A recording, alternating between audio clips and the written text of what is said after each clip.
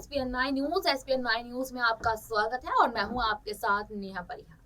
जैसे ही कोई चुनाव शुरू होता है, चुनाव शुरू होने से पहले ही देखने को मिलता है कि विपक्षी दल और पार्टियां एक दूसरे पर यहाँ तंज कसना शुरू कर देती है। विधानसभा चुनावों से पहले भी देखा गया था कि यहाँ पर आरोप प्रत्यारोप का जो दौर है वो शुरू हो चुका था।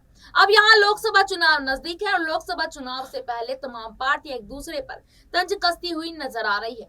इसी बीच आपको बता दें कि चुनावों से पहले और चुनावों के बाद एक मुद्दा जरूर उठता है, वो मुद्दा होता है ईवीएम का मुद्दा।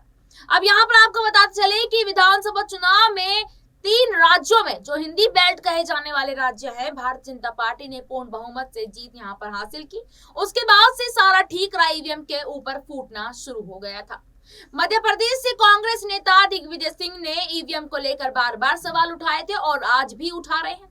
एक बार फिर कांग्रेस के नेता उदित राज ने इलेक्शन कमीशन और ईवीएम पर निशाना साधते हुए कहा कि बीजेपी 500 के पार भी हो सकती है।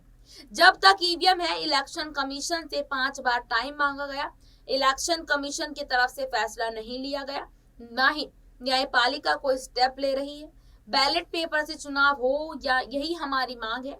कुछ ऐसे भी मामले हुए हैं कि उम्मीदवार के खुद के वोट भी नहीं मिले हैं।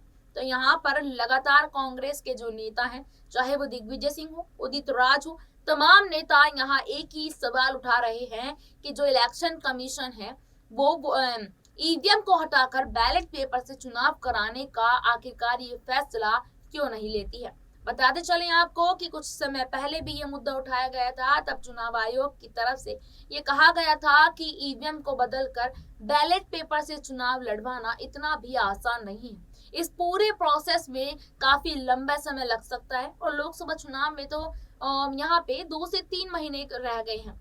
2 से 3 महीनों में ये पूरा प्रोसेस नहीं किया जा सकता। आने वाले समय में जरूर ये चीज बदल सकती है, लेकिन अभी तत्काल प्रभाव से नहीं बदली जा सकती। लेकिन यहाँ पर जैसे ही भारतीय जनता पार्टी ने अपना एक नारा दिया, इस बार बीजेपी 400 पार हो जाएगी, तो देखिए यहाँ पर 400 नहीं, उदित राज कहते नजर आए हैं 500 पार भी हो जाएगी, क्योंकि यहाँ चुनाव आयोग और ईवीएम भारतीय जनता पार्टी के कहने पर चलती है। क्या वाकई में आपको भी ऐसा लगता है कि यहाँ पर जांच एजेंसियां, ईवीएम और चुनाव आयोग जो हैं वो सिर्फ और सिर्फ केंद्र सरकार के कहने से चलती हैं? तो हमें कमेंट बॉक्स में जरूर बताएं और देखते रहिएगा एसपीएन9 न्यूज। धन्यवाद।